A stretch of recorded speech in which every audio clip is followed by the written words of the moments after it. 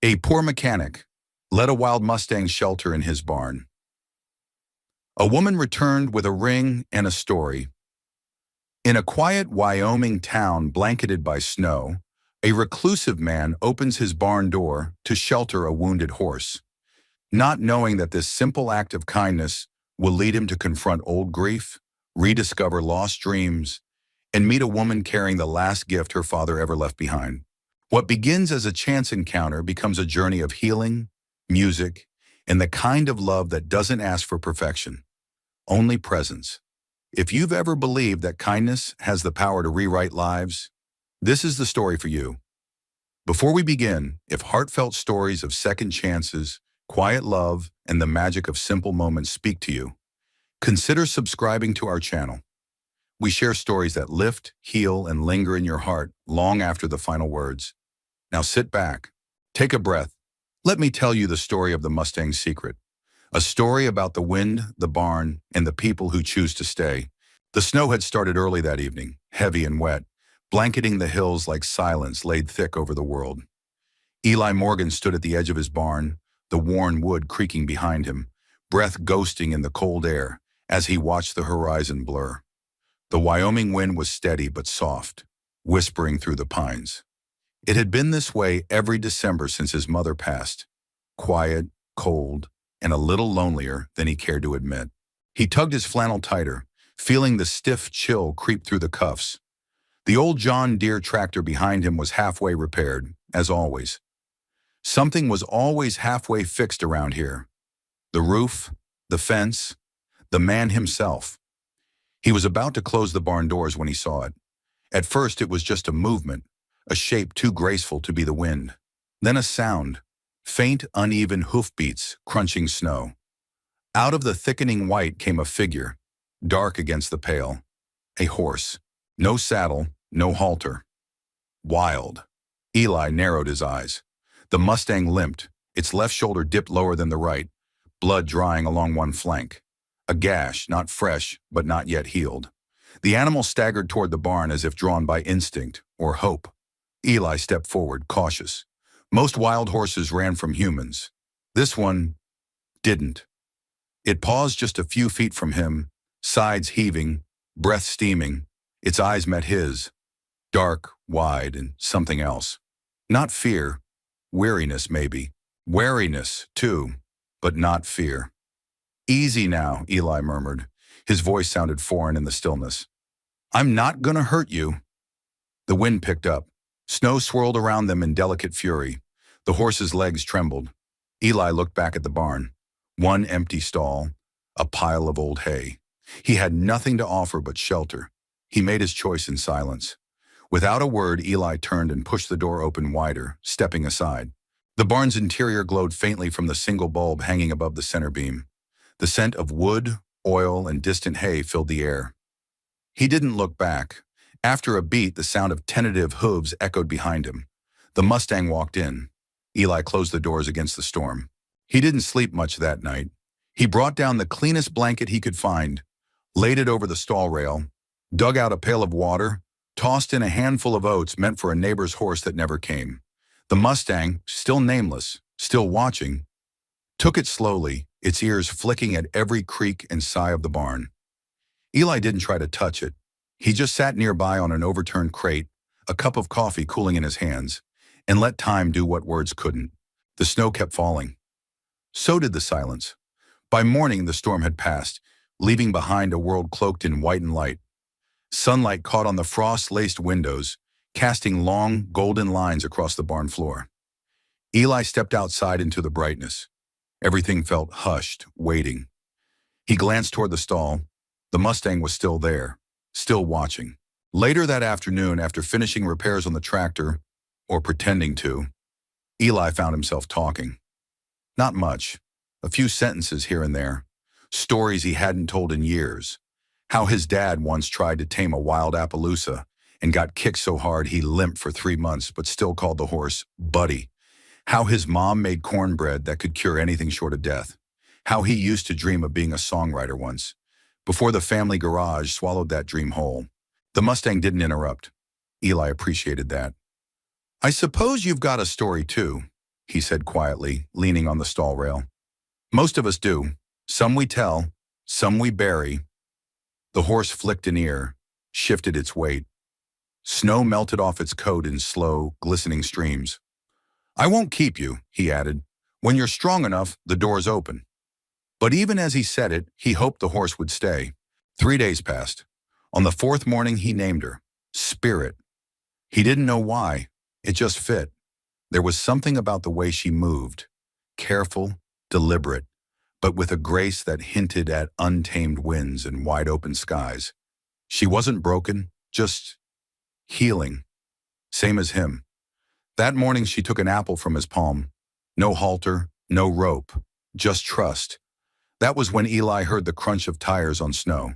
He turned, heart knocking in his chest. A sleek silver SUV, too polished for this road, pulled up the long drive. The driver's side door opened. A woman stepped out. She wasn't from around here. That much was clear. Knee-high boots dusted with travel, a tailored coat belted against the cold, auburn hair pulled into a low bun under a wide wool hat. Her eyes, green, steady, scanned the property with purpose. She saw Eli, then she saw the horse, and her breath caught. She didn't speak right away, just walked slowly, each step careful, deliberate. When she reached the fence, she looked at Spirit with a softness Eli didn't expect. I've been looking for her, the woman said finally, voice low and clear. That scar on her left shoulder. She used to belong to my father. Eli straightened. She came in 4 nights ago. Storm drove her this way. She was limping. She remembers, the woman whispered, more to herself than to him. Her name's Spirit. My father named her. Eli's breath hitched. Of course it was. He didn't ask what brought the woman here, or how far she'd come. That would come later. All he knew was the storm had carried more than snow that night.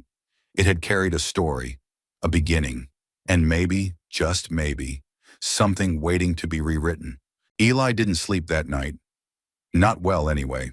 The barn had never felt so full, not just with the presence of Spirit, who now rested more calmly in the stall, or with the soft rustle of hay as the wind slipped under the boards. No, it was the woman, her voice, her sudden appearance and the strange current that had passed between them when she'd said, "She remembers." He sat at his kitchen table, coffee gone cold in his hands, eyes fixed on the snow drifting past the window like time itself.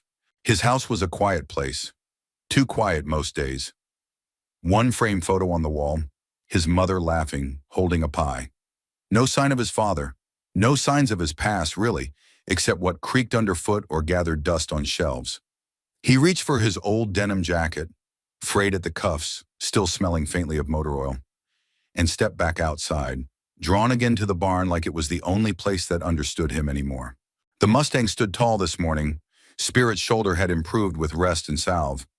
Eli had cleaned the wound gently each day, talking softly to her even when she flinched. She didn't today. Her eyes followed him calmly, with something new in them. Not trust exactly. Recognition, perhaps. He laid a hand lightly on the stall rail. "You've got folks, huh?" he said, not expecting a reply. "A whole story behind you. Figures." The barn was warmer than outside thanks to the sun slipping through the high windows. Dust motes danced in the beams of light, casting long memories across the dirt floor. The air smelled of cedar shavings, old leather, and something like possibility. Eli walked toward the back corner of the barn, to a place he hadn't touched in years. There, behind a tarp and a stack of unused lumber, sat an old saddle, worn, cracked at the edges, but cared for once upon a time. Next to it, a dusty guitar case leaned awkwardly against the wall. He stared at it for a long moment. He hadn't picked it up since his mother passed.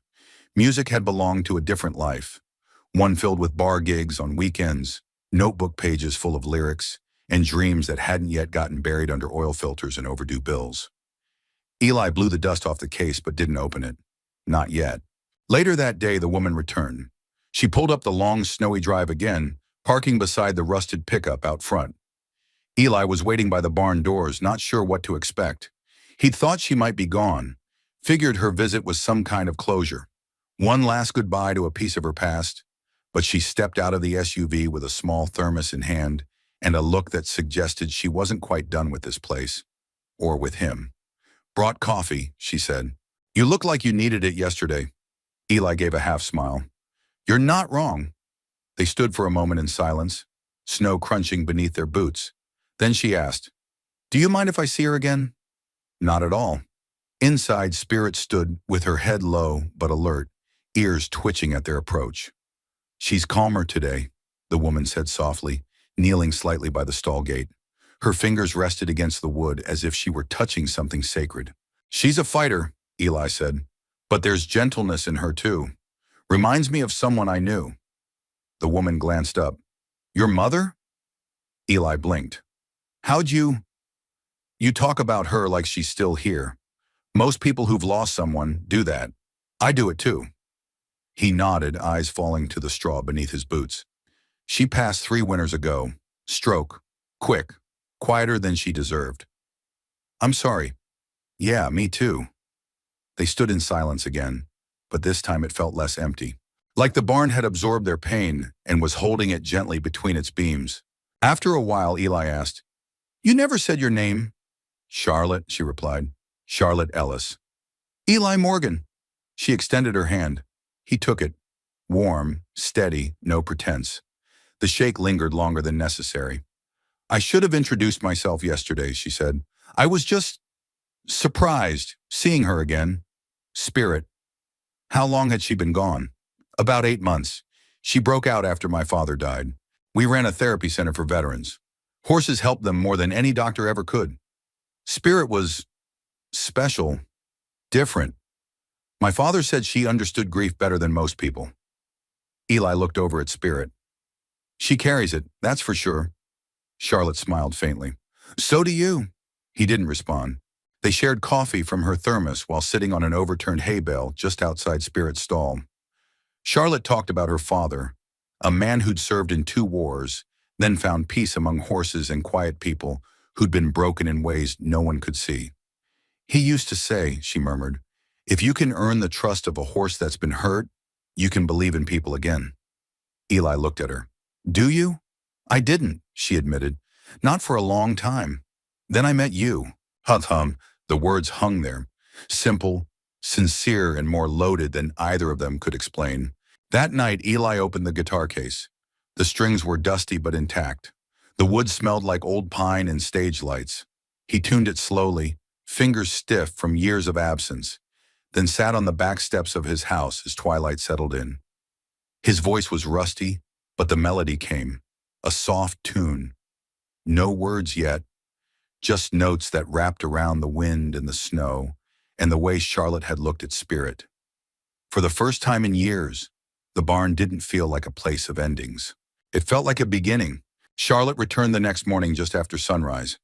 Eli hadn't expected her so soon, maybe not at all. But there she was again, boots crunching over frost-covered gravel, a gloved hand raised in greeting. She carried a small canvas satchel over one shoulder and wore the same gray wool coat as the day before. Though this time her scarf was deep burgundy, the kind of color that looked like it didn't belong in a place this dusty and worn. Yet somehow she did. "You open for visitor?" she asked, stopping at the barn door. Eli pushed his cap back and gave a quiet nod. "As long as they come bearing coffee," she smiled. "2 sugars and cream? You learn fast." "Ex-journalist," she said, holding up a small to-go tray from the diner in town. "I used to remember details for a living." They stood in companionable silence for a moment, sipping hot coffee in the cold light of morning, the air smelling faintly of pine and horses and the distant promise of thaw. "She's still here," Charlotte said softly, peering into the stall. "She is. I thought she might have left." Eli looked towards Spirit, who stood relaxed in her stall, her eyes half-lidded, body at ease. "She's free to go, but maybe she doesn't want to." Charlotte didn't respond right away. Instead, she stepped forward slowly, kneeling by the stall gate. Spirit lifted her head, nostrils flaring slightly, ears twitching forward. "She remembers me," Charlotte whispered, barely audible, "even after everything." Eli leaned against the beam, watching. "You said she belonged to your father." "She did, but he used to say she chose us. Wild horses don't take to people." Spirit did. Or maybe it was him she trusted. He had that way with them, with everyone, really. She looked over her shoulder, her eyes catching the morning light. He could make a scared kid feel safe in seconds. A war vet feel human again. He saved people without ever raising his voice. You miss him, Eli said plainly. Charlotte's gaze dropped. Every day. The barn held their silence like an old friend. She stayed longer this time, not just for coffee or for the horse. Eli saw it in the way she lingered, the way her fingertips brushed old nails in the barn wall, like reading Braille from someone else's past. She asked questions too, not nosy but curious. How long have you lived here? Since I was born, left for a while, came back when Mom got sick. You ever think about leaving again? Eli paused, then shook his head. Leaving's easy. Staying takes more guts. Charlotte nodded thoughtfully. That sounds like something my dad would have said. She wandered the barn as if tracing memory paths in the dust. Her hand skimmed a broken halter, paused at an old feed bin, then came to rest on a carved wooden sign hung askew near the tack room. Morgan and Sons, auto repair, honest work at honest prices, she read aloud. You got any sons I should know about? Eli smiled faintly. No sons, just an old dream my dad had. I like it. Sounds like something steady, something real. He looked at her, really looked. The steady gaze, the subtle strength in how she carried herself, the way she noticed small things without needing to say much. Her eyes reminded him of something he couldn't quite place. Can I ask you something? He said, voice lower. Of course. Why are you really here? Charlotte met his eyes, green, clear, and deeply present. I came looking for Spirit, she said. But maybe I stayed because I've been looking for something else too. Some place that doesn't move at the speed of grief. Someplace still. Eli's throat tightened unexpectedly. You ever find it? He asked. I'm not sure, she admitted. But this feels closer than anything's felt in a long time. That afternoon they walked the perimeter of the property together, boots pressing patterns into fresh snow. Spirit watched from the open barn, head resting gently on the stall door. Eli told her about the far pasture that hadn't seen horses in years, how he used to run it with his dad and their old quarter horse named Duke, told her about the pine tree on the hill that split during a lightning storm, and how he used to climb halfway up to feel like the world was bigger than the pain of it. Charlotte listened, hands in her coat pockets, nodding occasionally but mostly just being there, like she understood that some things needed to be spoken just once and heard fully. When they returned to the barn, the light was beginning to shift toward dusk. A soft orange glow bathed the rafters, and the air turned crisp. Charlotte paused near the door. I should go. Eli nodded, though something in him rebelled against the idea. She hesitated. I might be back tomorrow, if that's all right. You don't have to ask, he said quietly. Charlotte smiled, then turned toward her SUV. She stopped just before opening the door and looked back. You know, she said, my father used to say that the people worth trusting always have a compass in their eyes. You just have to know how to read it. And what do mine say? Eli asked. She held his gaze, something unreadable flickering in hers. They say you don't know how good you are. Yet. Then she drove away, leaving tire tracks like brush strokes across the snow. That night, Eli walked back into the barn after dinner, guitar in hand. He sat just outside Spirit's stall, strumming softly in the dim light, not quite playing a song, but something close. Spirit stood quietly nearby, shifting her weight, occasionally flicking her tail. When he looked up, her ears were turned toward him, and somewhere deep in the quiet of the barn, he thought he heard another set of footsteps, echoing not from the past but from the direction of something just beginning. The third morning, Charlotte came back. She brought cinnamon rolls. Eli found her already in the barn by the time he stepped out with his second cup of coffee. She stood by Spirit's stall, one hand resting lightly on the rail, her breath fogging in the cold air as she spoke softly to the Mustang. She let me touch her muzzle today, Charlotte said, not turning around. Didn't flinch. She's picky, Eli replied, leaning against the barn door. But she knows a good soul when she sees one. Charlotte turned then, a smile flickering at the corner of her mouth. You keep saying things like that, I'll start thinking this is a Hallmark movie. Eli shrugged. I don't have cable. She laughed. and it was the kind of laugh that warmed places inside him he didn't know had gone cold. They sat on a hay bale just outside Spirit's stall, each holding a mug and a roll, steam rising from the coffee, sun streaking through the upper slats of the barn like quiet blessings. There was something sacred about the morning, the soft hush of the world still stretching awake, the rustle of the horse shifting in straw, the unspoken comfort between two people who had stopped needing to fill every silence. Charlotte took a sip, then glanced over at him.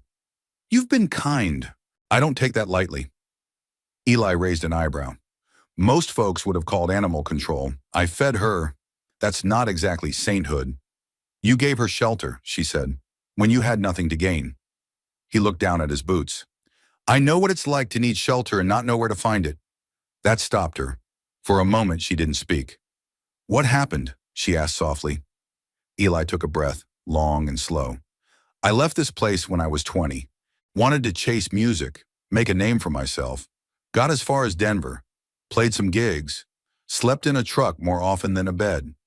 When Mom called to say the cancer had come back, I didn't think twice. I packed up, drove straight home." Charlotte watched him, expression unreadable. "She passed 6 months later," he continued. "Never got to hear the songs I wrote about her. I've been here ever since. Fixing engines, not melodies." Charlotte's voice was barely above a whisper. "I'm sorry." Eli nodded. "So am I.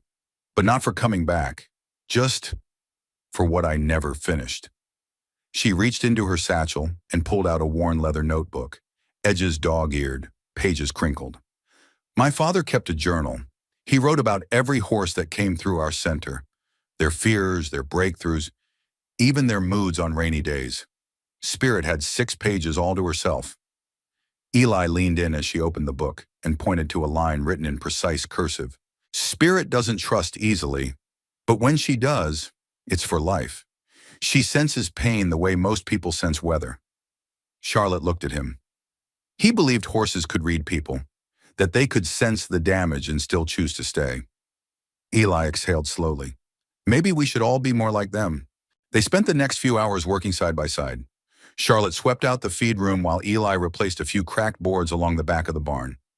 Spirit moved with quiet grace in her stall, content now, her wildness tempered not by confinement, but by connection. Eli couldn't remember the last time someone had stood beside him without trying to fix him, hurry him, or judge the silence. Charlotte did none of that. She just belonged. As if the barn had been waiting for her too. After lunch, she surprised him. "I want to stay a while," she said. "Here, in the area. I still own the old therapy center up the road. It's been closed since Dad passed, but I never sold it." Eli straightened. "You thinking of reopening?" Charlotte hesitated. "I don't know. Maybe. Being here, it reminds me of what mattered. What still matters." He studied her. "You looking for help?" She met his gaze. "Maybe. But more than that, I think I'm looking for hope. This place feels like it still has some left." Eli didn't answer right away, but something shifted in his chest.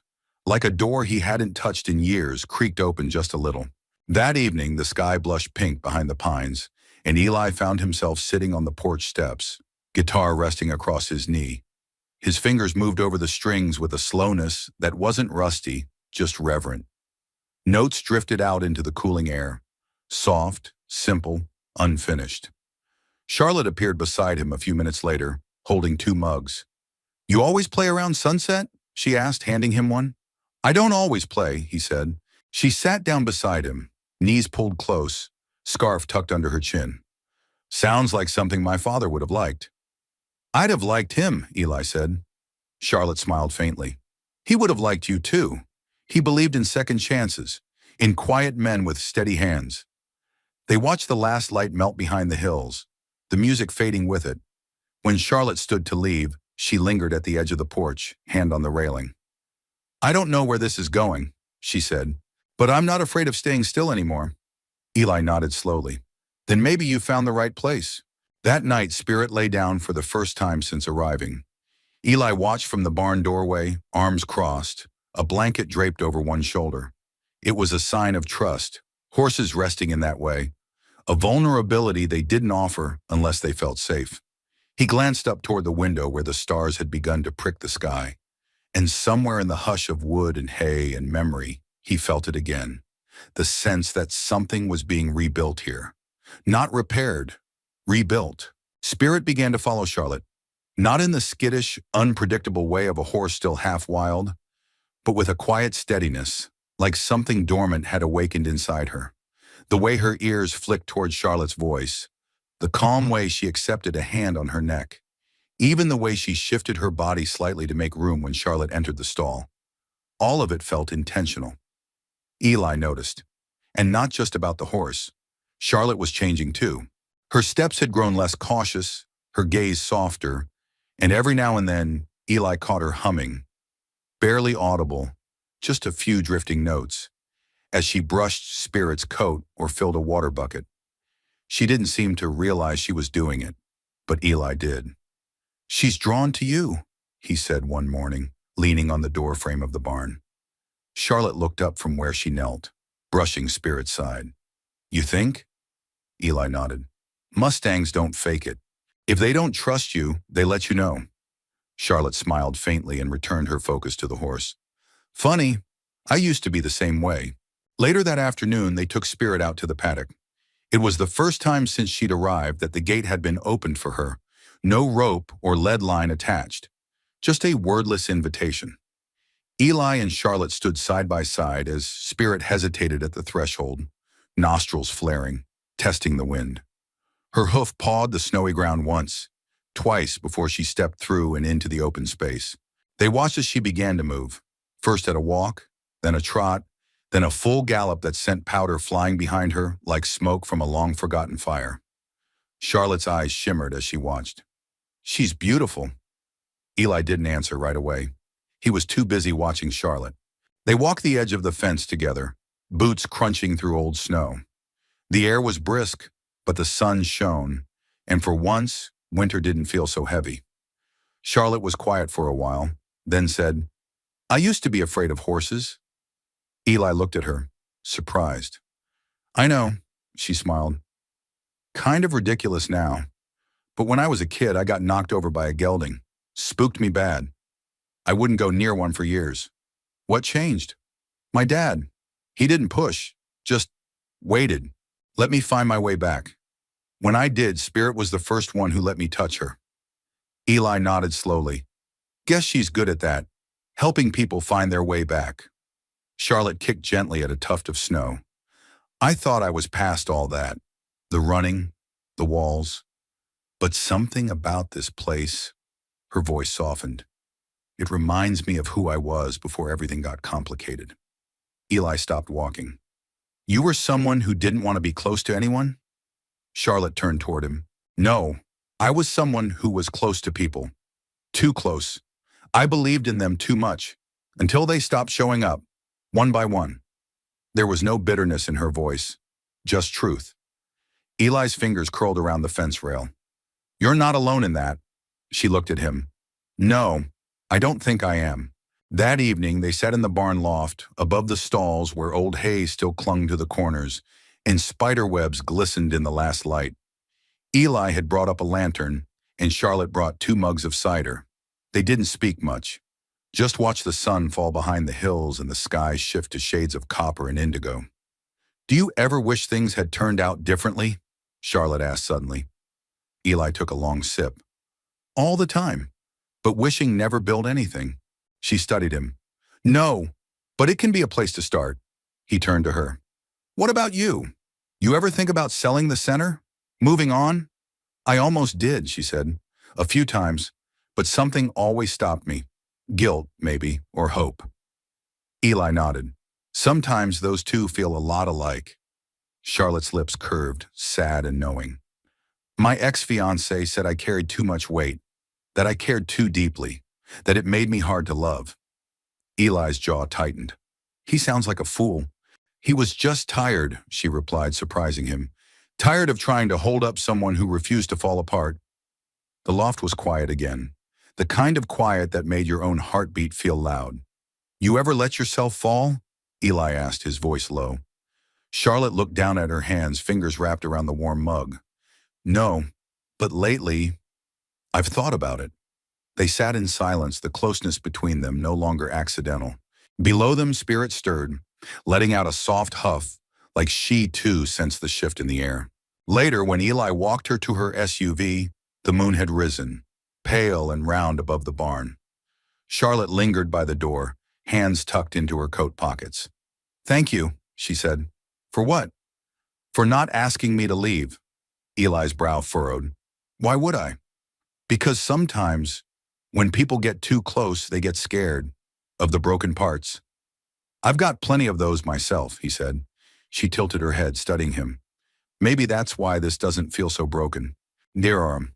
Then she leaned forward, just slightly, and pressed her cheek to his. Not a kiss. Not yet. But close.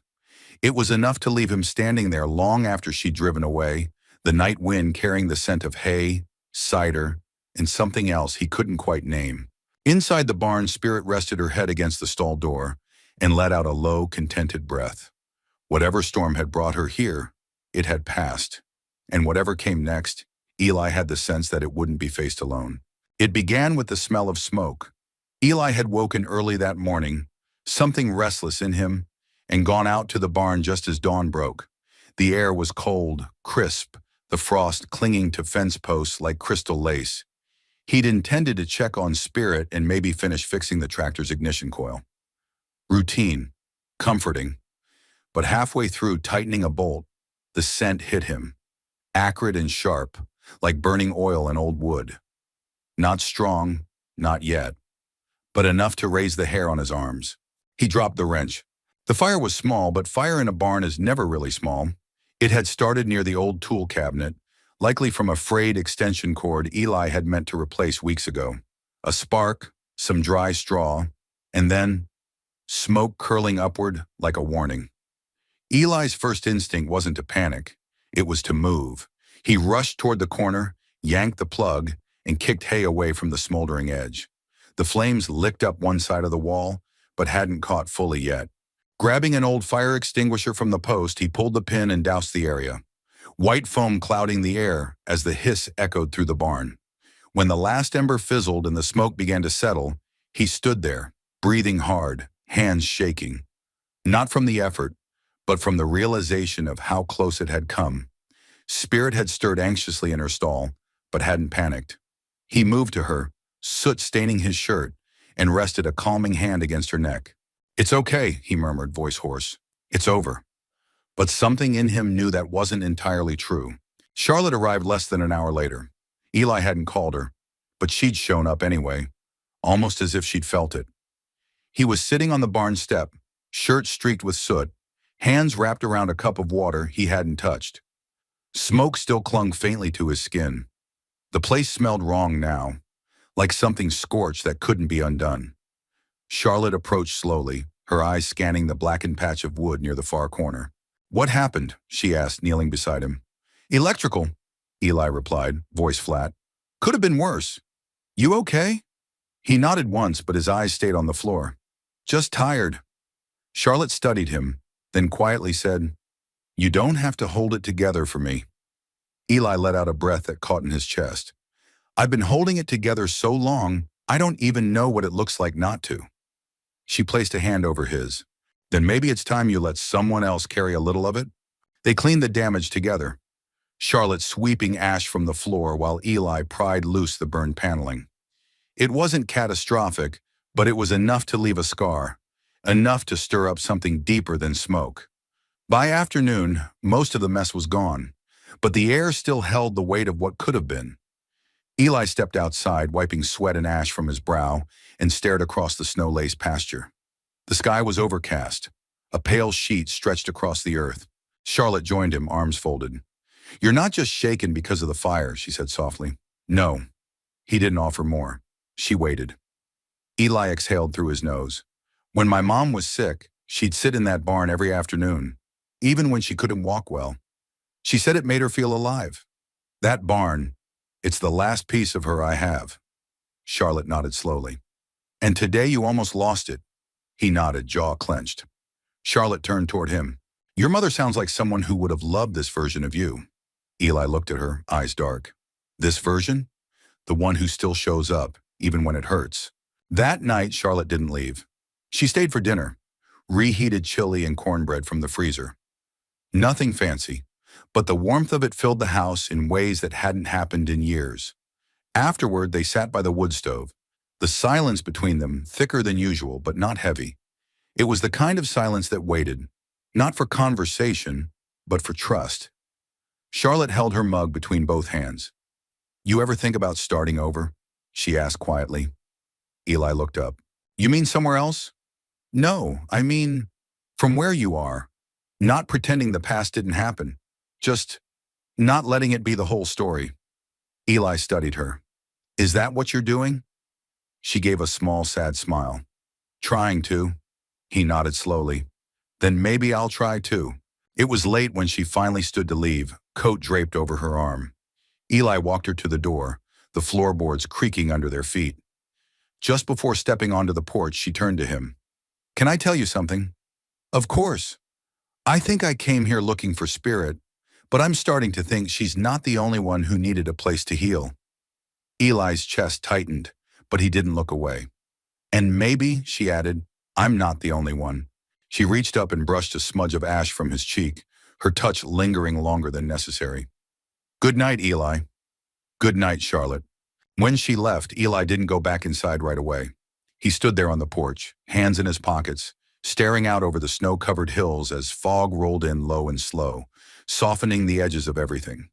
The barn light glowed faint behind him, warm despite the charred corner. Spirit stirred gently in her stall, her breath rising in little clouds that caught the light. And for the first time in years, Eli let himself feel it fully. Fear, gratitude, longing, and something else he didn't quite have a name for. Something just beginning to rise like smoke through wood that refused to burn all the way down.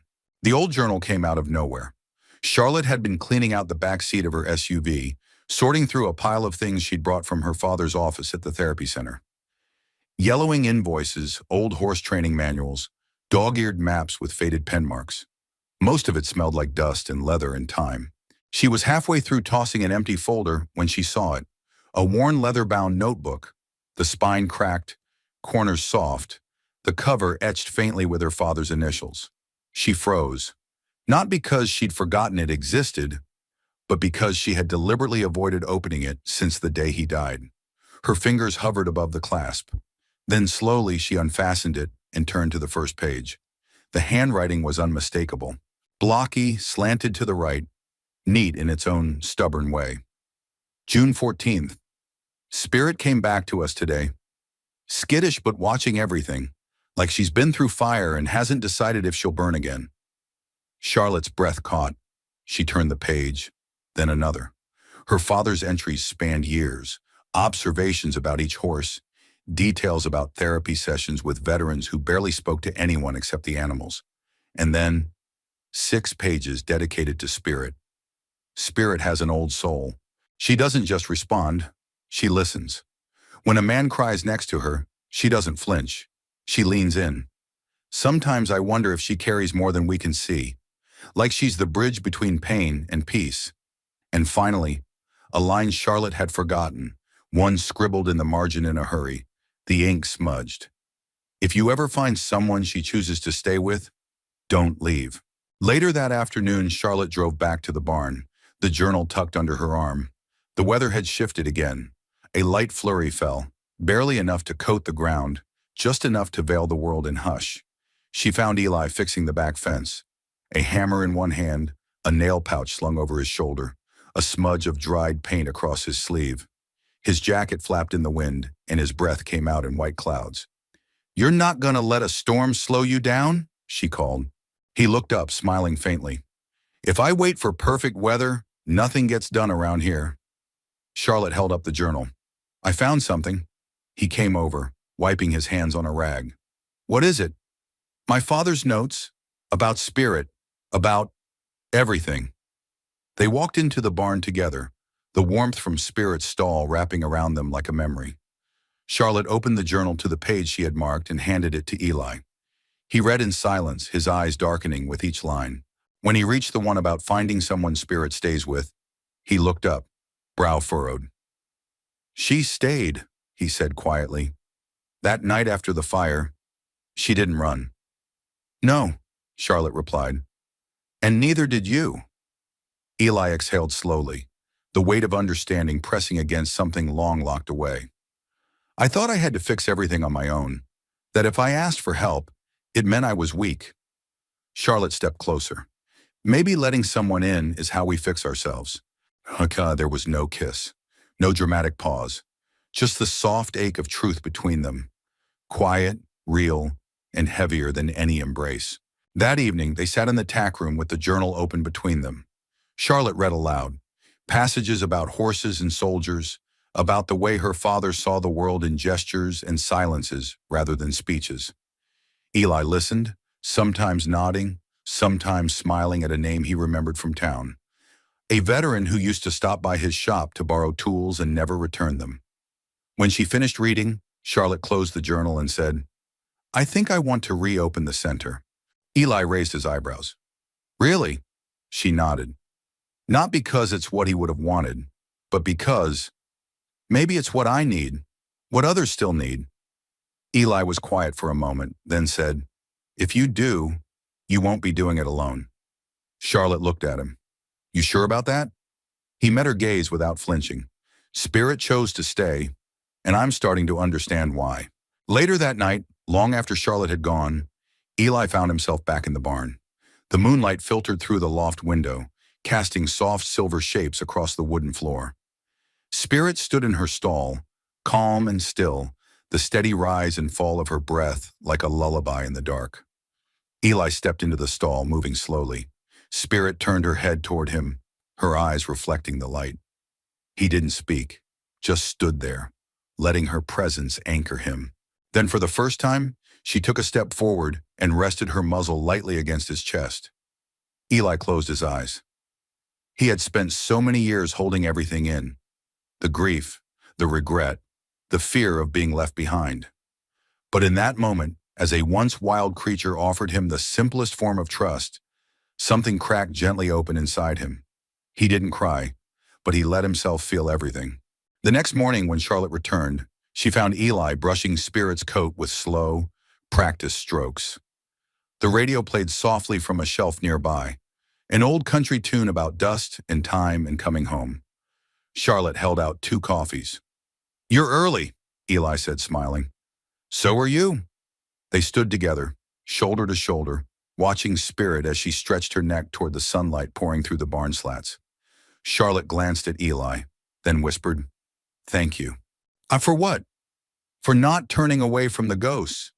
He looked at her, a strange softness in his eyes. Some ghosts just need to be saddled up and ridden through. That's how they stop haunting you. Charlotte nodded slowly, and for the first time in years, she didn't feel like running. The guitar had lived in the shadows of the tack room for nearly a decade. Eli didn't talk about it. People who knew him long enough remembered the boy with the calloused fingers and notebooks full of lyrics, the teenager who played at county fairs and dreamed of Nashville. But that boy had been buried under years of responsibility, behind barn doors and engine grease, and the quiet grief of becoming the man everyone needed him to be. He hadn't touched it since his mother passed, until today. Charlotte found him staring at the case like it might bite. I didn't know you played, she said gently. Eli didn't look at her. I used to. She stepped beside him. May I? He hesitated, then nodded. Charlotte knelt, unbuckled the aged leather straps, and opened the case. Inside, the guitar lay like a sleeping memory, a little dusty, a little worn, but beautiful. The wood had darkened over time, the pickguard scratched in the way instruments get when they've lived a full life. She ran her hand over the body with reverence. She's a beauty. She was my mom's favorite, Eli said quietly. She'd sit in that rocking chair and hum while I played. Said it reminded her of better days. Maybe it still can, Charlotte said, standing slowly. Eli looked at the guitar, then at her. She'd like you, he said. Charlotte blinked, a little caught off guard. Why? Because you listen, he replied. You show up.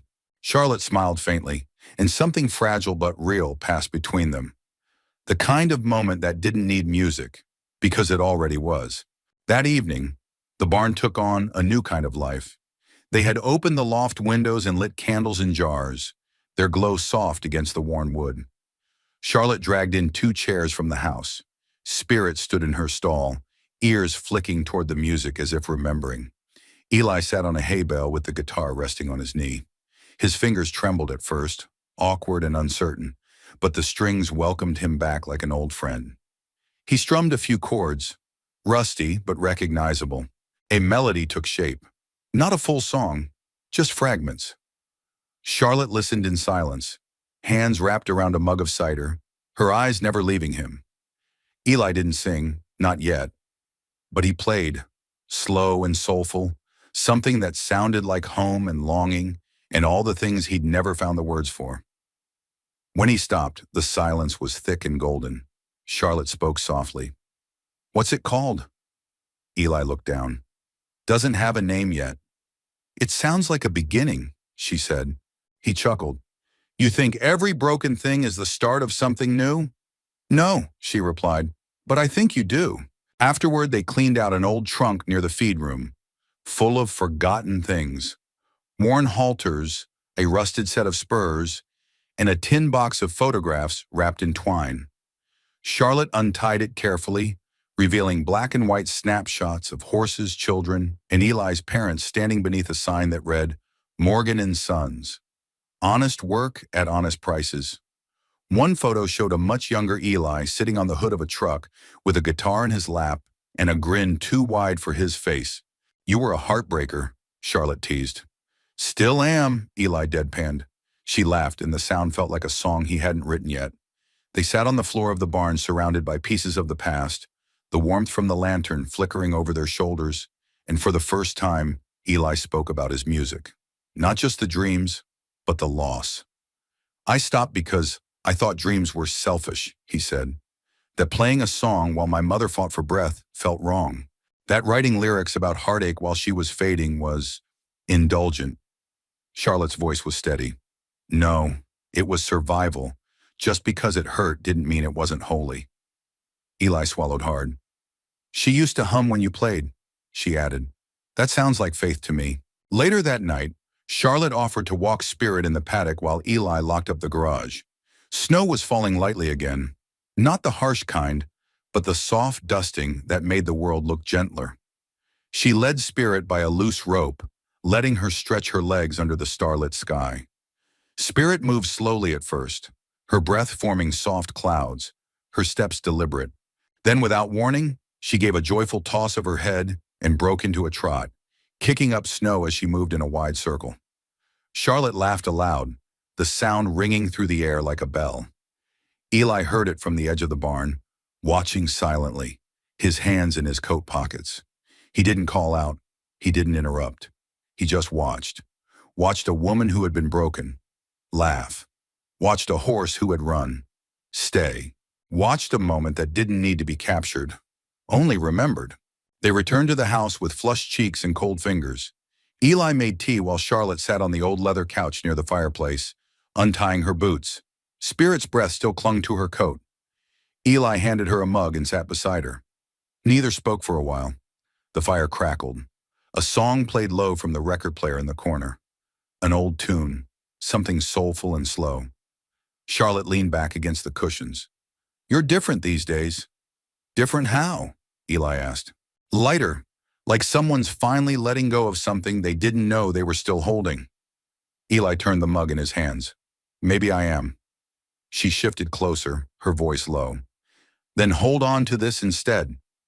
She rested her head on his shoulder, and this time he let her. The snow had stopped by morning, leaving a world that looked clean, untouched, like something waiting to be rewritten. The barn, the hills, even the wooden porch steps of Eli's house wore a soft white coat, and for once the cold didn't bite. It soothed. Charlotte arrived just before 9. She didn't carry coffee this time. She carried a letter. Eli noticed it the moment she stepped out of the car. A single folded envelope held carefully in one hand, like it might disappear if she gripped it too tightly. He met her halfway across the yard. "Everything all right?" Charlotte smiled, but it didn't reach her eyes. "I think so, but I need a place to read this, out loud." Eli didn't ask questions. He just nodded and led her to the barn. They sat in the loft, just as they had before. 2 mugs of hot tea beside them, the journal still resting where they'd left it on a crate. Spirit stirred below, her movements slow and rhythmic, like the heartbeat of the place. Charlotte unfolded the letter with fingers that trembled only slightly. "I wrote this a year ago," she began, voice soft. "Right after my engagement ended. I never sent it. I didn't even read it again until last night." She looked over at Eli, her eyes clear now but raw. "I think I was writing it more for me than for him." Eli gave her a small nod. "Then maybe it's time someone heard it." She took a breath and began. "Dear Marcus, I don't know where you are, or if you'd even care to read this, but I'm writing it anyway because silence is heavy, and I'm tired of carrying things I was never meant to hold alone. You said I was too much, that I cared too deeply, that I carried pain like a badge, like it made me noble to suffer. But you never saw the weight of that. You only saw the cracks when I started breaking under it.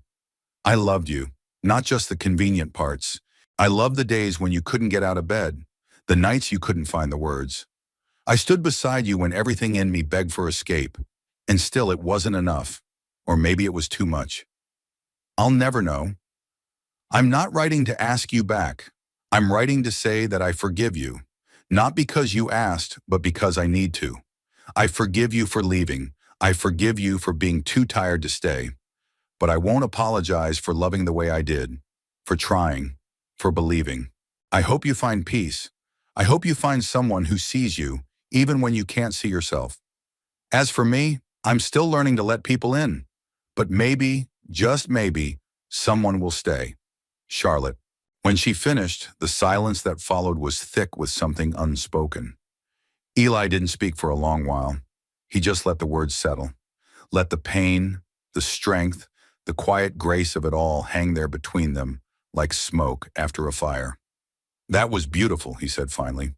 "It hurt to write," Charlotte admitted. "But it hurt more to hold it in." He nodded. "Sometimes we carry things we don't realize are poisoning us." Charlotte folded the letter again, gently. "I don't hate him. I just don't want to keep giving him space in a future he never chose to be part of."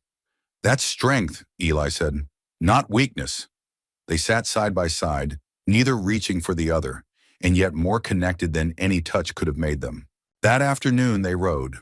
Not far, just around the outer pasture, letting Spirit stretch her legs with Eli leading her at a walk, while Charlotte rode bareback, her hands loose, body swaying gently with each step.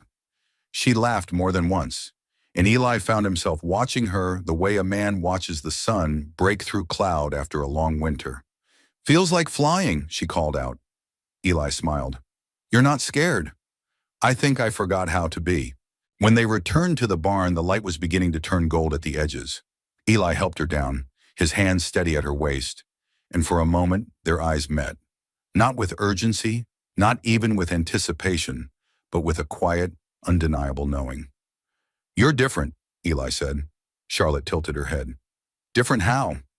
"Not softer, just stronger. Like someone who finally stopped apologizing for needing love." She studied him. "And you? What do you need?" He thought for a moment. "Someone who doesn't flinch when I fall quiet. Someone who doesn't mistake silence for absence." Charlotte nodded slowly, stepping closer. "I'm here," she said simply. "When you're quiet, when you're not, when you're just you." Eli didn't speak, but he reached for her hand, and this time she didn't let go. That night, as snow began to fall again, Spirit lay down in her stall, completely at peace. The barn, warmed by new insulation and an old space heater Eli had finally repaired, held the kind of stillness that only comes after a storm has passed. In the loft, the journal, the letter, and the old guitar sat in a circle of soft light. And downstairs, in the heart of a barn once scarred by fire and silence, 2 people sat together. No more ghosts, no more letters unsent, just the present and the sound of healing finally taking root. The snow melted fast that week. Temperatures rose just enough to turn the landscape to soft mud and shimmering puddles, and the pasture behind Eli's barn became a wide canvas of brown and gold. The crisp air carried the scent of thawing earth and wet pine, the kind of late winter day that hinted at spring without quite promising it. Charlotte had come early that morning with a basket of breakfast. Warm biscuits, local honey, and 2 hard-boiled eggs still steaming. She looked relaxed, even playful, with her coat unzipped and her auburn hair braided over one shoulder. Spirit nickered when she entered the barn, as if recognizing the rhythm of her footsteps. "She knows me now," Charlotte said, smiling as she brushed Spirit's coat. "It's different." Eli stood nearby, sipping coffee and watching them.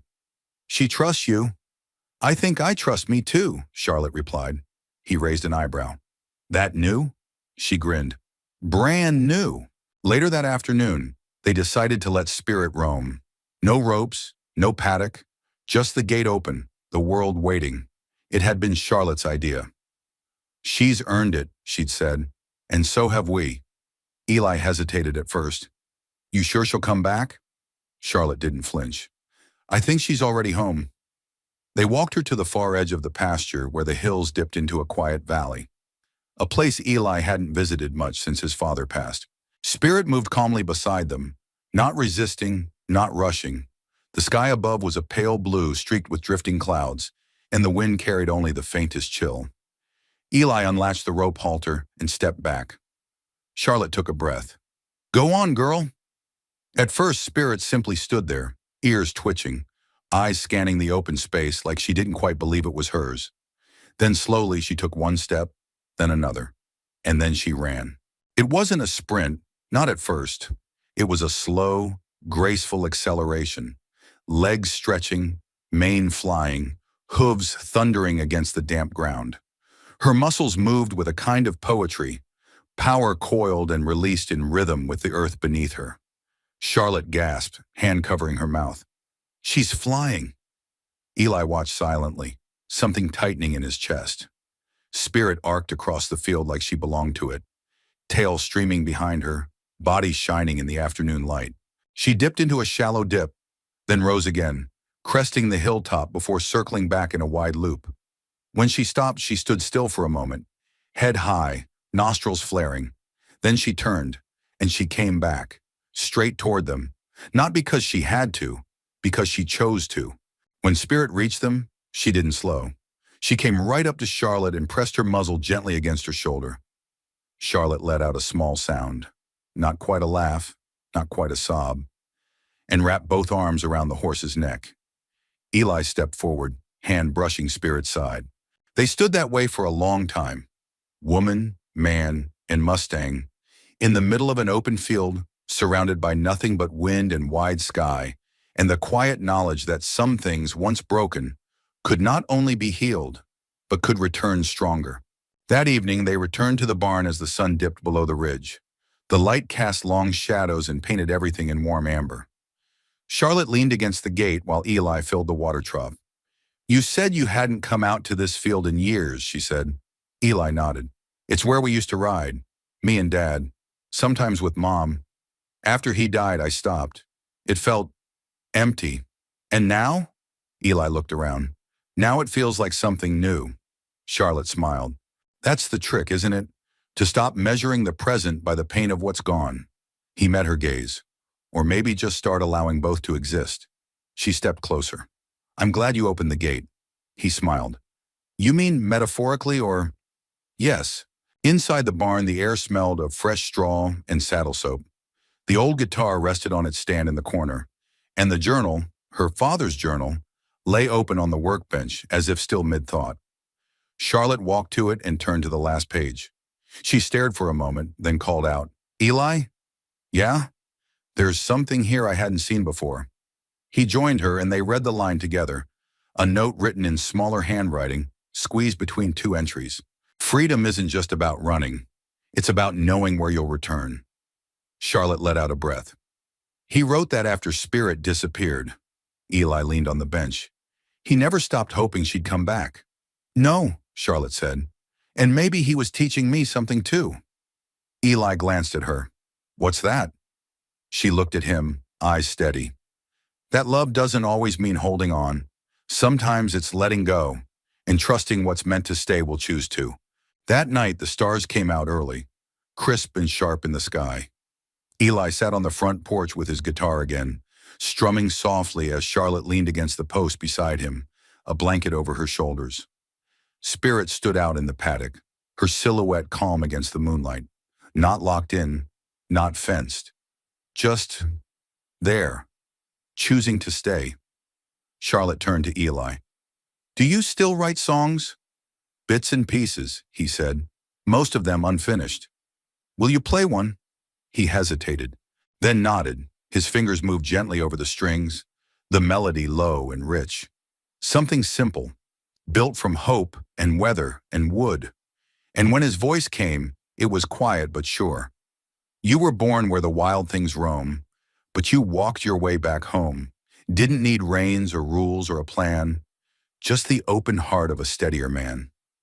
Charlotte blinked slowly, a tear slipping down her cheek. "Is that about spirit?" Eli smiled. "Maybe." She leaned in, head on his shoulder again. And as the last note lingered in the night, they both knew it wasn't just a song. It was a turning. Eli woke early the next morning to the scent of rain, soft and steady, falling over the barn roof like a lullaby for the earth. The snow had all but vanished, replaced by thick mud and the budding tips of grass poking through the thaw. A mist rolled in from the hills, turning the trees into silhouettes, ghostly and still. He sipped his coffee by the kitchen window, waiting for the familiar crunch of tires in the gravel drive. But it didn't come. Charlotte didn't arrive that morning, or that afternoon, and by sundown something in his chest began to ache. She wasn't gone long, just 2 days, but time passed differently now. Fuller, deeper. Her absence filled the space more loudly than words ever could. The barn felt quieter, even with spirit there. Eli still worked, replaced a latch on the stall door, oiled the hinges, swept the loft, but everything he did felt like waiting. On the third morning, just as fog began to lift, her SUV pulled into the drive. Eli was already outside. Charlotte stepped out slowly, wearing a long gray coat and boots caked with travel. Her hair was tucked into a loose braid, her eyes tired but focused. She held something small in her hand, a velvet box, worn at the edges like it had passed through many hands. "I went home," she said. Eli nodded. "I figured." She stepped closer. "I needed to see the center again. The office. My father's desk." He searched her face. "And? I found this," she said, opening the box. Inside was a ring. Simple silver, slightly tarnished with age. Not flashy, not decorative, just true. Eli looked up. Charlotte's voice was steady, but her throat tightened. It was his, my father's. He wore it every day. Even after Mom passed, he used to tell me that he'd leave it to the man who proved he loved people the way horses did. Eli blinked, startled. "What does that mean?" Charlotte's eyes shimmered. With patience, with presence, without needing to fix them. She held the ring out. "I brought it back because I think I found the man he meant." Eli didn't take the ring at first. He simply looked at her, stunned, silent. Not by the gesture, but by the truth of it. How much it meant, how much it said without a single promise or expectation. "You're not giving me a ring," he said softly. "You're giving me a story." Charlotte smiled. "And I want you in it." They stood there for a long moment, the morning light breaking through the mist behind them. Finally, Eli reached out and took the box. His voice cracked when he said, "I don't know what to do with something like this." Charlotte stepped closer. "You wear it, or keep it, or tuck it in a drawer and look at it when you forget who you are." He let out a soft laugh, the kind that came from surprise and something close to wonder. "Thank you," he whispered. Later that afternoon, they sat by the fire in Eli's living room, spirit visible through the window beyond the barn, head bowed in calm contentment. Charlotte rested her feet on the old trunk that served as a coffee table, one hand cradling a mug, the other holding a yellowed photograph she'd found at the center. It showed her father, young and smiling, standing beside a child-sized Charlotte and an older man who, remarkably, resembled Eli, not in appearance, but in posture, gentle, grounded. "I remember that day," she said. "I was maybe 9. Spirit had just come to us. I was terrified of her." Eli glanced at the photo. "And yet here you are." Charlotte smiled. "That's the thing about fear. If you sit with it long enough, it turns into something else." Eli nodded slowly. Like music. She tilted her head. How so? You play the same chord long enough, he said, and eventually it stops sounding like a mistake. It starts becoming part of the song. Charlotte's eyes softened. So what song are we writing? Eli didn't answer. He stood, walked to the guitar, and returned with it in hand. Then, without fanfare, he sat and began to play.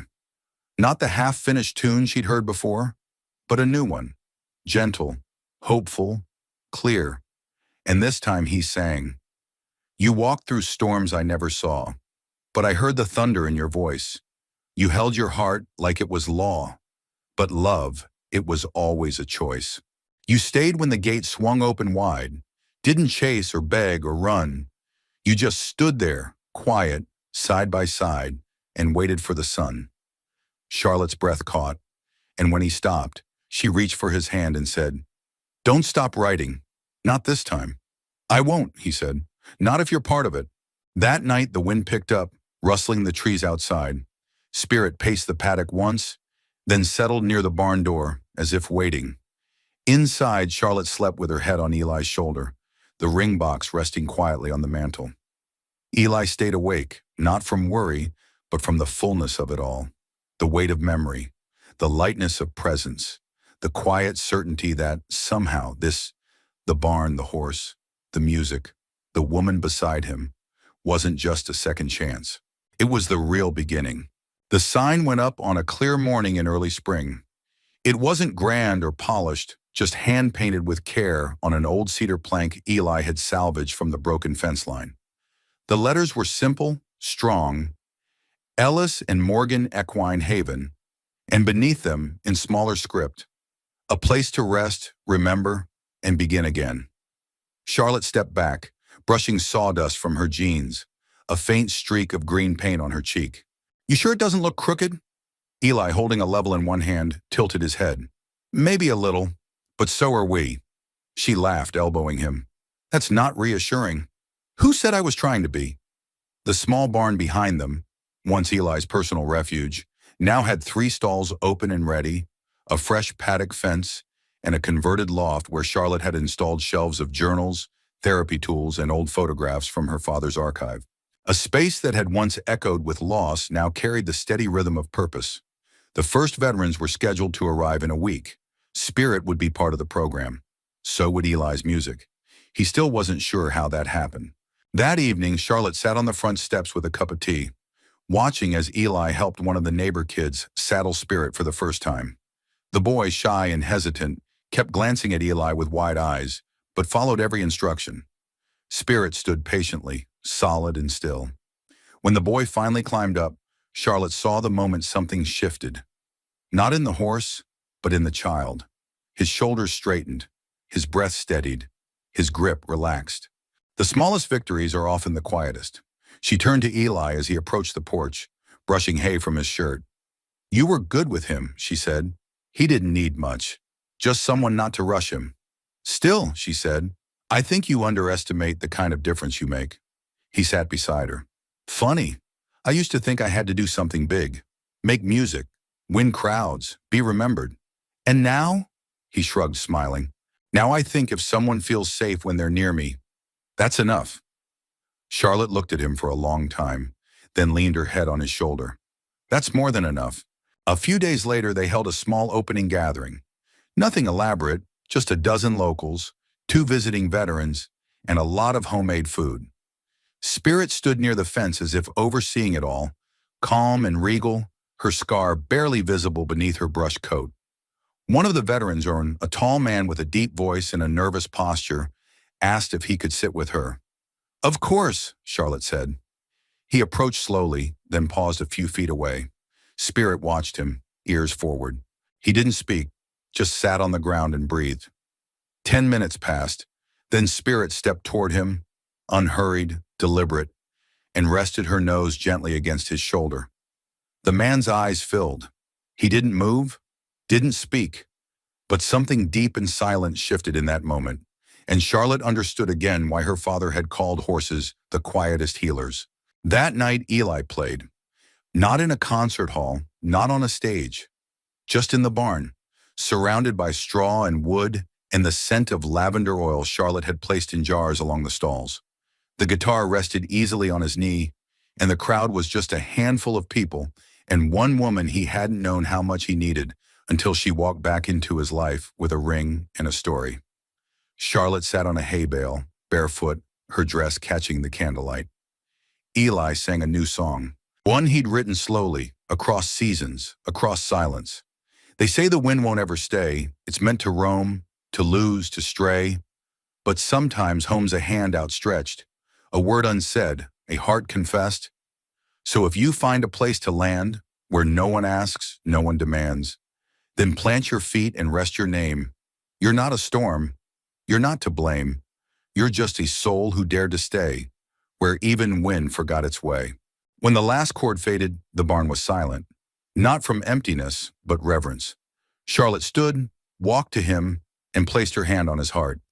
"You found your way back," she whispered. Eli smiled. "So did you." In the weeks that followed, the center grew, not in size, but in depth. A single mother and her teenage daughter came every Thursday to ride. A man in his 70s returned just to brush the horses and talk to Charlotte about forgiveness. One afternoon, Charlotte found Eli teaching a young girl to tune a guitar. She had never played before, but something in the sound made her laugh. A real, unfiltered laugh that filled the rafters like sunlight. And Spirit stayed. She roamed the pasture but always came back. Every evening she stood by the barn door at dusk, as if waiting for one of them to come out and say, "It's time to rest now." On the first warm night of summer, Eli and Charlotte sat beneath the stars on the porch swing. The wind was soft, barely there. Charlotte traced circles on Eli's hand. "Do you ever think about the day she showed up?" He nodded. "Every day. If you hadn't opened that barn door—" Eli turned to her, voice quiet. "It saved me, letting her in." She leaned closer. "And what about letting me in?" "That saved the rest of me." They didn't marry that year. There were no rushed declarations, no dramatic vows. Instead, they built a life, one gentle moment at a time. A song, a hand on the back, a horse that chose to stay. In time, people from miles around began to speak of the place like it held some kind of quiet magic. They weren't wrong, because kindness is a kind of miracle, and love, the patient, steady kind, is a wild thing that doesn't ask to be tamed. It only asks to be welcomed. Now, we'd love to hear from you. Where are you watching from? And what part of this story touched your heart the most? Drop a comment below. We read every one, and your stories mean the world to us. If this tale of quiet love, second chances, and the healing power of kindness spoke to you, please consider subscribing to our channel. We share stories just like this, stories that remind us that the smallest acts of goodness can ripple into something life-changing. Thank you for spending your time with us today. Until next time, stay kind, stay hopeful, and never underestimate what a single open door can lead to.